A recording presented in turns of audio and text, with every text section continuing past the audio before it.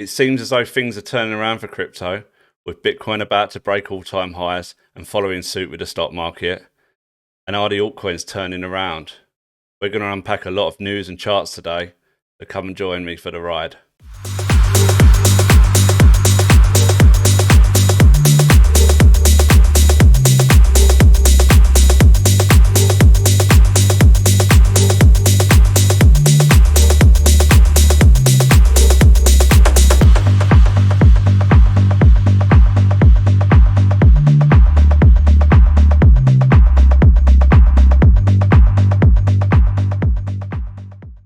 Hello and welcome back to Prodigal Son Crypto with myself, Chris.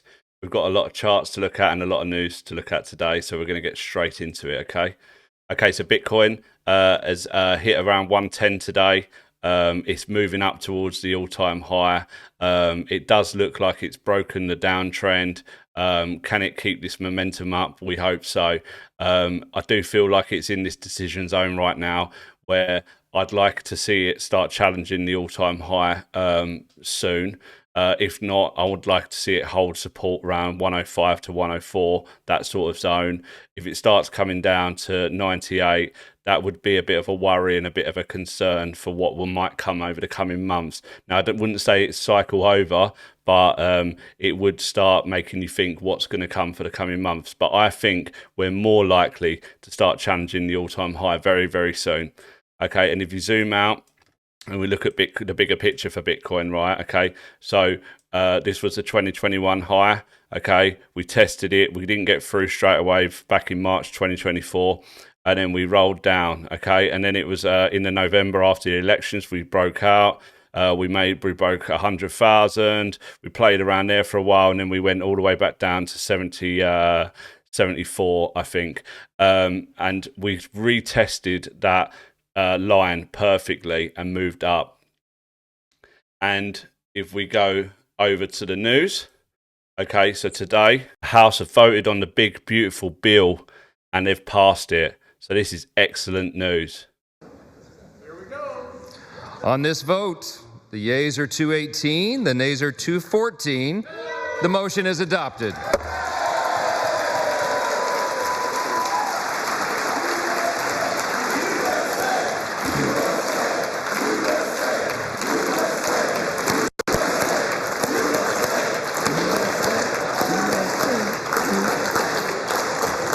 Without objection, the motion to reconsider is laid on the table.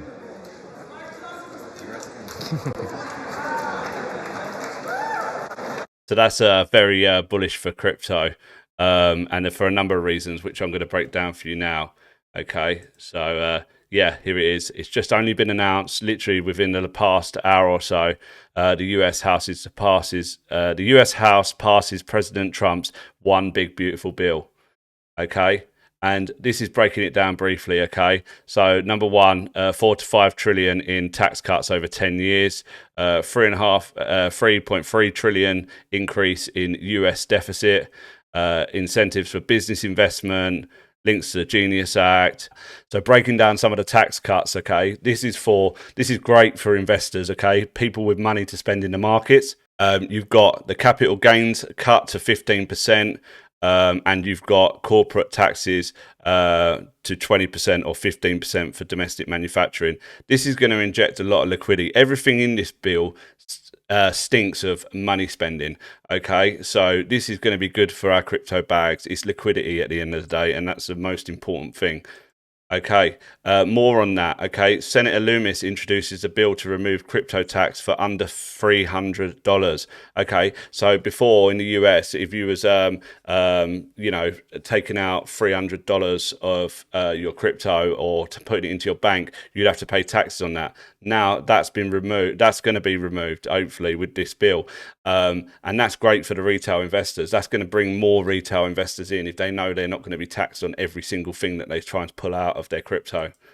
Okay, more bullish news. Okay, US ISM manufacturing PMI slightly above forecasts. Now there is some, if you go and read this on TradingView, there's variations in the data, and people are saying this and that about different numbers. But all in all that matters is the PMI number. Okay, and it's gone up to 49. It was forecast at 48.8. It's up from 48.5, so it was above expectations. That's very, very, very bullish. Now this is the ISM manufacturing chart. Okay, now this spans back for decades. Okay, this is such a great indicator for when it's good to be in the markets. Okay, so look, if you look at let's go back to around before the dot-com bubble. Okay, 1998, you've got a low. Okay, just before the 2000, yeah, you've got the high. Okay, so that's when you would have want to sold. You would have want to bought there, sold there. And then you would have want to bought in about 2001, and you would have wanted to sell around 2004, and maybe you would have wanted to buy around 2008, these sorts of things. Yeah, don't forget 2008 was towards the end of the crash. Okay, after that you would have wanted to start accumulating. Okay, then you go back to let's come back to more nearer cycles that everyone else might understand a bit more because it's more recent.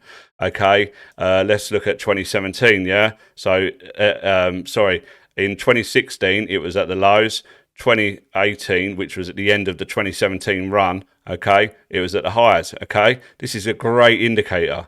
2020, look, COVID, you would have wanted to buy there. Okay, and then look, 2021 March, look, you could have held for the rest of the cycle, throughout till November when Bitcoin topped. But I would say March 2021 was like peak altcoin season. I was there. I was in the trenches, with all the low caps, all the meme coins, everything like that. Yeah, it was a good time. And look, it's been low now. It's been low for a while, and it reached an uptick. And when it made that mark above 50, right, that was just around around the elections here, around November, December, and it was moving its way up. And 1st of January when it peaked, then it sort of cryptos pulled back from then. Really, altcoins have anyway. And look, and now it's starting to tick up again. So if we can get above this 50, what they say is if above 50 is expansion, below 50 is contraction. So if we can get above that 50 and then start and move up like one of these, yeah, there's your altcoin season. Okay, everyone. And so Bitcoin also seesaws as hot jobs report extinguishes rate cut hopes. I don't think it extinguished rate cut hopes. I think this is FUD here. Okay, so the job numbers came in hotter than expected, but there are so many other factors, and inflation is coming down. So there is a reason to cut rates. Whether Jerome Powell's going to, crumble at the pressure of Trump and Besant, who knows? But I think, in the coming months we do see cuts. I hope it's July. I wouldn't put all my money on it being July, but I do think there is a possibility. And the dollar is weakening still. Okay, so it's coming right down now towards this trend line, which dates back as far as 2014. Okay, and it's tapping it now. So will it get a bounce from there? That's one thing we've got to look out for. You don't really want to see it get above the 100 level, okay? What we really would like to see for a weakening dollar, okay, is it actually come back down to some of these other cyclical lows. In February 2021, okay, it was down here at this 89 level, and it was again in February 2018 as well. And in other news, analysts raised chance of Sol, XRP, and LTC ETF approval to 95%. Crypto ETF summer has arrived with America's first staked Solana ETP and the increased odds for other spot altcoin funds, according to analysts. Okay, and we saw that this week. So yesterday saw the launch of the first US staking ETF for Solana. Okay, this is brilliant. Not only is it another altcoin ETF, if you want to call Ethereum an altcoin, that is, it's another ETF in crypto, but this is the first ever staked one. This is just bullish signs of what's to come, I think. And if we look at Solana, Okay, again, one of these long trend lines going back to 2020. Okay, and it's holding well above it now. I mean, some people might say it's coming down there, and it could. I mean, Bitcoin dominance could still go higher. I mean, I'm going to touch on that a bit further on, that I think it may have topped and it may be coming down, but you never know for sure. But if Bitcoin dominance was to have a push up higher, if Bitcoin was to say have a massive Bitcoin-led rally, leaving some of the altcoins in the dust, maybe it could have that final touch of that. But I don't think that line's getting broken there. I think it's a strong line, and if we zoom in on Solana, it's coming up to challenge this 159 level, 160 level. Okay, can get above there, get above 179, 1780. You're traveling up to here, I think, very quickly, which is around the 260 level. Okay. And bullish news for Ethereum. Okay, Fundstrat's Tom Lee. I don't know if you've seen a lot of Tom Lee, but he's a great analyst. He's an excellent voice for this space. And now he's trying to do a micro strategy with Ethereum. Yeah, he's planning to raise 250 million at first. That'll just be the start of it, obviously. And he's just going to accumulate Ethereum. And he's really believes in the fundamentals of Ethereum, and he believes that he can support the network. And obviously, he wants to make a lot of money doing so as well. Yeah, and then Ethereum itself has been doing very well over the last couple of weeks. Actually, it bounced off of this 2100 level, and it's made its way up past the 2500 level, and it looks like it's starting to break out. You want to see it get above this 2700 level, and it'll be a good sign for Ethereum. Other good altcoin news. The SEC acknowledges amendment to convert Grayscale Digital Large Cap Fund into an ETF covering BTC, ETH, XRP, Solana, and Cardano. Okay, so this is already a fund that that the Grayscale team do. This like an investment fund that you can invest in, but they're actually going to convert it into an ETF. That's what they want to do, and the SEC's acknowledged that, and hopefully we're going to see approval for that soon. There is so much going on in this space as we see crypto sort of expanding into TradFi, or the other way around, we see TradFi aping into crypto, basically. And, other news, you've got Treasury Secretary Scott Bessent says crypto stablecoin legislation could be finalised by mid-July. Super bullish. Very good. I mean, the thing about the USDC and USDT, they are two of the biggest buyers of US Treasuries. That is why the US government wants to support them so much, because it's going to buy them out of some of their debt. Okay. And it's just a great thing for networks like Solana, Ethereum, and others, because this is going to be a lot of volume coming on chain, and boost TVL and all sorts of things like that. Okay, USDC actually, their Circle, they've applied for a national trust bank license in the US, so they actually want to be recognised as a bank, and they're not the only ones, because Ripple, XRP have also applied for the banking license. I think this is where you are now seeing crypto and TradFi merge, basically. DeFi versus TradFi, it's all happening. Okay, and now this is a great chart here from 0x Noble. So okay, it's just showed, this is a chart that you have to do some sort of Python coding to get this working on your trading view. It's not one you can search, but it shows altcoins, and it shows the expansions, okay, in these phases. Okay, so the final shakeouts to 2017 to 2021, and hopefully we're there right now for 2025. Okay. And then now we're looking in one of my charts. This is showing like a Wall Street cheat sheet for altcoins. Okay, so this is a total 3, and I've plotted out the emotions of the Wall Street cheat sheet. Okay, so as we saw at the top of 2021, we had the euphoria. We came down into complacency, anxiety, denial, panic, capitulation, and that was very angry down there. I know, I remember that. And then we thought we was out of it. Well, we didn't think we was out of it, but we thought, you know, maybe we might be able to get some relief, and it just went back down into depression.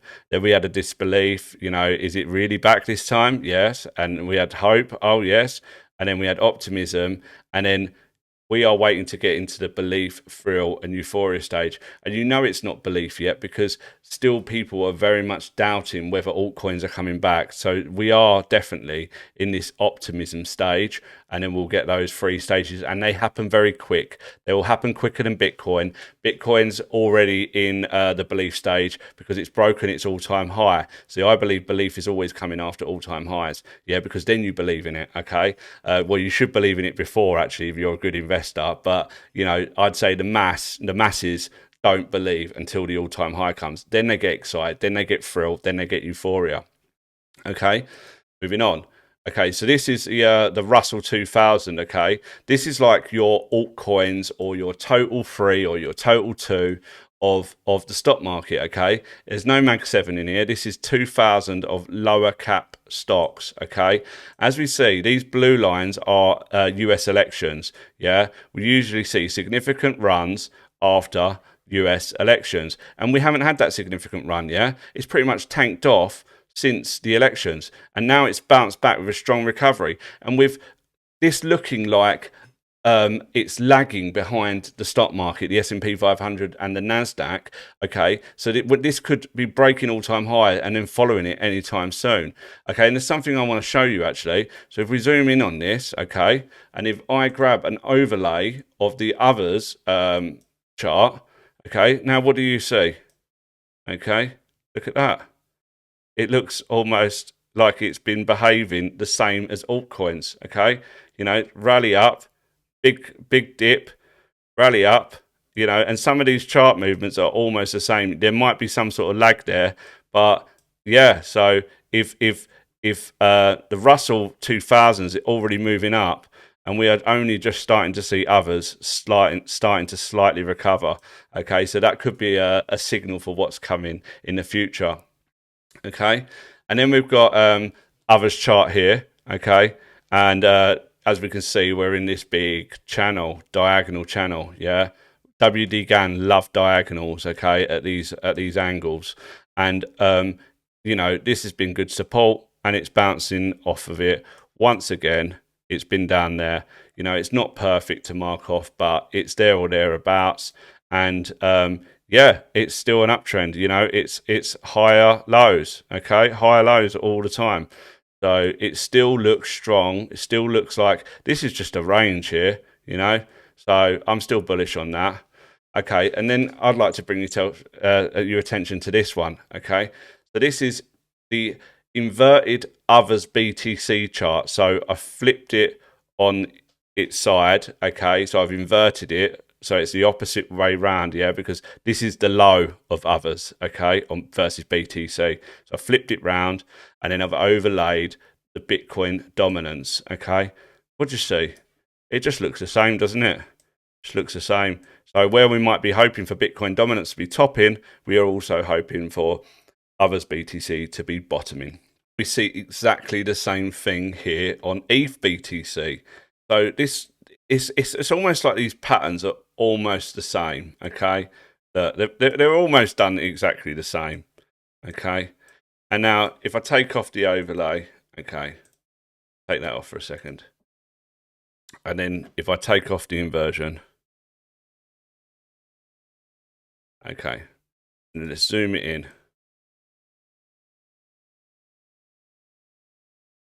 We've got Ethereum, yeah, versus Bitcoin.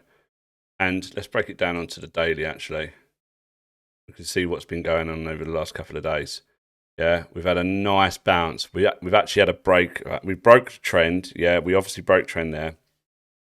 We broke higher. And what we want to see is get above this. Yeah, get above this diagonal.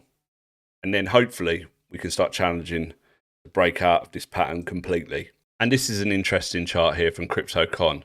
He says, this is day 195 of sideways Bitcoin. price action since December 18th of last year. The trend has been simple but gruesome. All of the great price action has been made in very short bursts, totaling just 36 days. We have now spent a total of 2 years in sideways price action. If we remove those expansion bursts, price looks like, as if you see on the bottom, a sideways grind on a new lows for the entire cycle. You're surviving the slowest overall cycle yet, but it's not finished. And what I would like to bring to your attention as well is see where he mentions 195 days.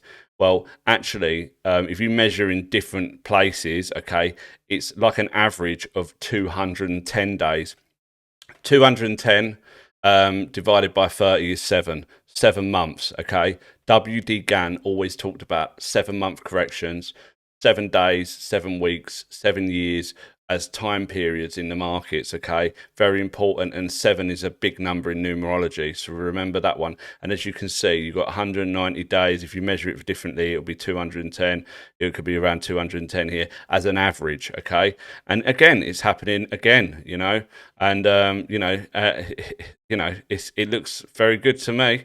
And it just shows you this is the sort of time it takes sometimes to digest and to accumulate and even distribute in other times as well. But this does not look like distribution to me. This looks like accumulation, reaccumulation before further upside. Okay. And just to point out here as well, this is the Pi cycle top. Okay. Just to show you a little bit of how much time we could have left or how much price action we could have left. Okay. So Bitcoin for the Pi cycle top indicator usually expands over the green line. And when the red crosses, that's when the top is called, okay? And if we zoom in now, this top line is sitting around 170k. So will it go above 170k? That'd be nice, wouldn't it? Okay. Fear and greed index at the moment is at 73. So the greed is there.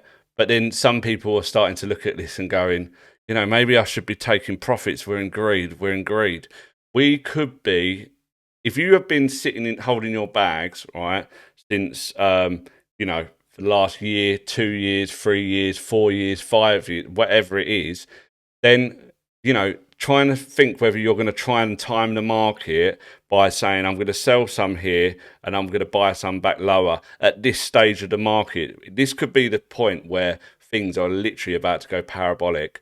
And altcoins are at their lows anyway, so a lot of them are at lows anyway, and a lot of them are heavily corrected, okay, and they've got so much potential with so much going on, as I've been showing you. There's so much more you can find out there, reasons of why this is carrying on and why we are about to get the full-on bull stage, maybe the banana zone, as Raoul Pal says. At the sight of a little bit of greed, you're going to sell your bags.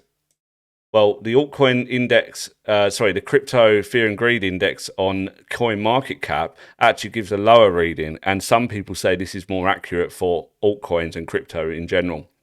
It's giving a reading of 54. That's quite a bit lower there and maybe a bit more realistic. But one thing I will say about fear and greed is if you look at fear and greed here on Bitcoin over the previous cycle or so, okay, you can see that extreme greed can last a very long time.